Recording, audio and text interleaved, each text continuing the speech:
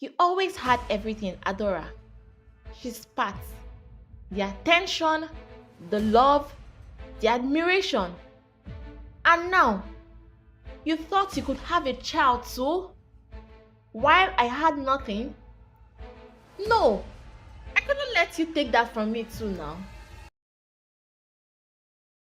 Chinwe, I'm pregnant! Adora exclaimed, her face glowing with joy as she grasped her best friend's hands tightly. Chinwe's eyes widened in surprise. Then a smile stretched across her face. She jumped from her seat, pulling Adora into a tight embrace. Adora! Oh my goodness! This is wonderful news! Chinwe exclaimed, squeezing her as if they shared the happiness equally. Oh, we must celebrate. I'll get something to drink. Adora laughed, her heart full. This was her third pregnancy after two painful miscarriages. But this time felt different. She had been more careful, more mindful of every step. Unlike before, Chinwe was the first person she told. Chinwe had always been her rock, her support through the heartbreak of her previous losses. Let me do it this time, Chinwe said, disappearing into the kitchen. Adora listened to the clinking of glasses, feeling a warmth of gratitude. No one had been more supportive of her than Chinwe. Chinwe returned with 2 cups of palm wine, garnished with herbs. She handed one to Adora, her smile wide and seemingly full of joy. To a healthy pregnancy, Chinwe said, raising her cup, and to us as well. To friendship, Adora added, clinking their glasses together. She took a long sip of the drink, savoring the sweetness. As they laughed and planned for the baby's arrival, Adora felt a wave of contentment. She was surrounded by love, supported by the person she trusted most in the world. But over the following days, that perfect moment began to fade. Something started to gnaw at her. Something unsettling. The familiar cramps returned. Faint at first, but unmistakable. Adora's mind raced as she walked through the village markets. Her face tense with worry. Why did this keep happening? She had been so careful, done everything right. The healer even told her and reassured her that her body was strong enough this time. But here it was again. That dreaded pain that had haunted her through the previous pregnancies. As she browsed the stores, a wrinkled hand suddenly grasped her wrist tightly. Adora gasped, trying to see an old woman staring into her eyes with an intensity that made her blood run cold. Don't drink from her, the old woman said, her voice low and cracked. She's poisoning you, child. Adora froze, her heart pounding. What? What are you talking about? The one you call a friend. The old woman rasped, her grip tightening even the more. She's not your friend. The gods have shown me. Every time you drink from her, she's killing your baby. Adora stood speechless, her mind spinning. Chinwe poisoning her? That was impossible. They had been inseparable since childhood. Chinwe had been there through every loss, every tear she had shed. Why would she ever harm her?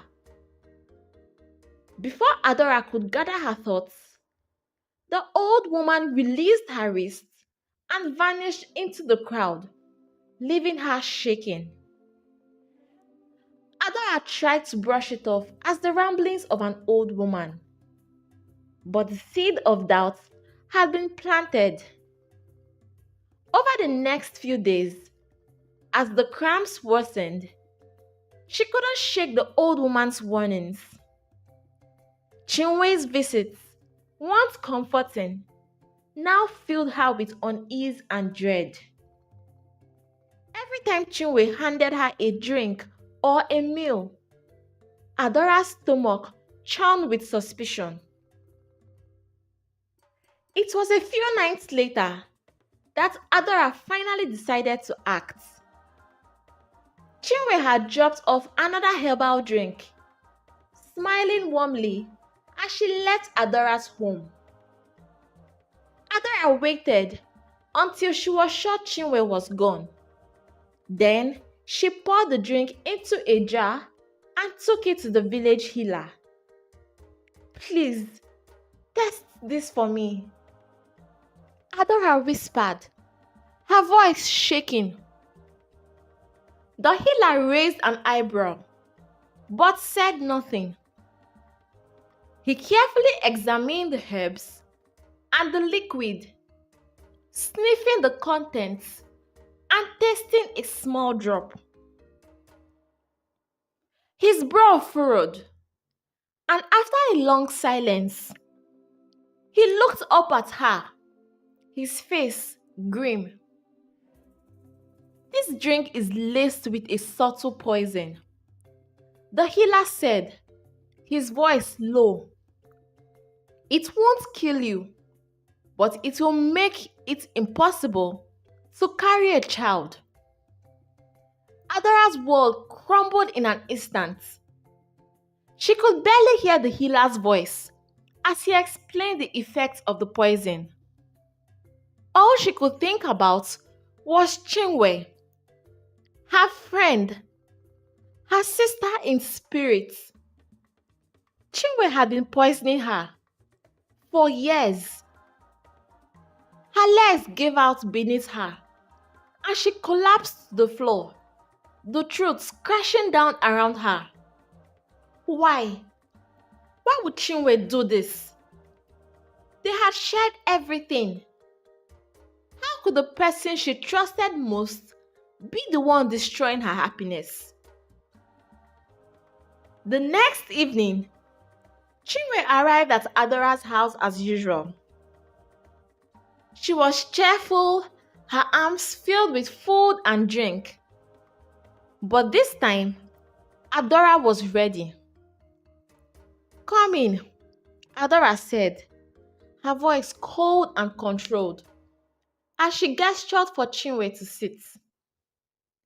Chinwe smiled, oblivious to the storm brewing in Adora's heart. "I brought you something special today. You must be feeling better by now." Adora stared at her, her hands trembling, barely containing her fury. "Tell me, Chinwe," she began, her voice low and dangerous. "How long have you been poisoning me for?" The room fell silent. Chinwe's smile wavered, but she quickly recovered, letting out a soft laugh. "What are you talking about, Adora? You sound ridiculous." Adora slammed her hand on the table, her voice rising. "Don't lie to me. I know what you've been doing. I know you've been the one killing my babies." Chinwe's eyes darkened. Her smile faded entirely, replaced with something harder, something colder.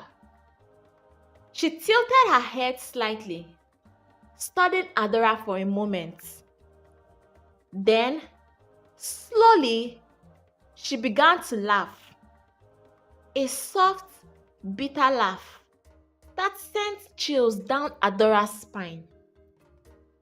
And what if I have? Chinwe said, her voice calm, unnervingly steady. What are you going to do about it, Adora? Adora's heart raced. The woman sitting across her was no longer her best friend.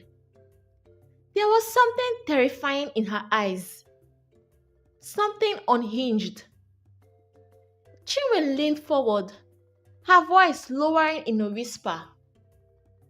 You always had everything, Adora. She spat. The attention, the love, the admiration. And now, you thought you could have a child too? While I had nothing? No, I couldn't let you take that from me too now. Adora felt sick to her stomach. The woman she had loved like a sister. The woman who had stood by her through every loss had been the cause of it all. She had poisoned her out of jealousy, out of a twisted need to destroy Adora's happiness. Why? Adora whispered, tears streaming down her face. I loved you. We were like sisters. Chinwe's eyes flickered, her expression softening for a moment before the madness returned. Because, Adora, you had everything and I had nothing. It wasn't fair. I couldn't stand to watch you happy while I suffered. Adora stood up, backing away from the table, her heart breaking. She couldn't comprehend the depth of Chinwe's betrayal. She wanted to scream, to rage, but all she could feel was a cold numbness settling over her. Chinwe stood from the table, her breathing ragged, her eyes wild with emotion. You think you can have it all, don't you? She said, her hands shaking. You think you're so perfect, so loved. Adora watched in horror as Chinwe's voice grew louder, more erratic.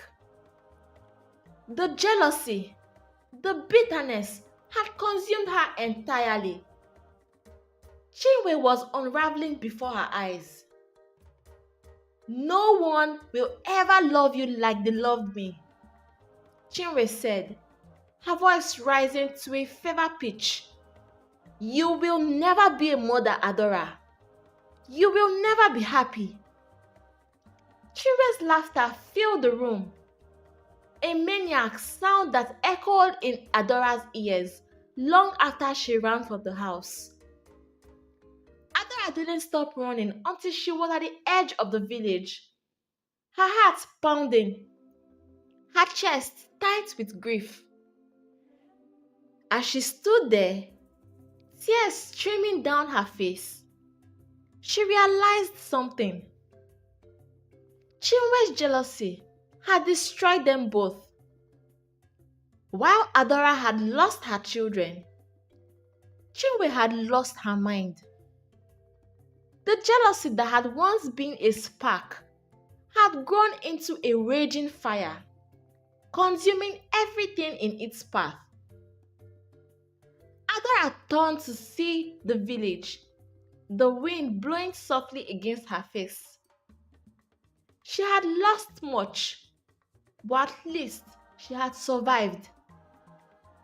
In that moment, she made a vow to live, to heal, and to never let Chinwe's poison, physical or emotional, take anything more from her.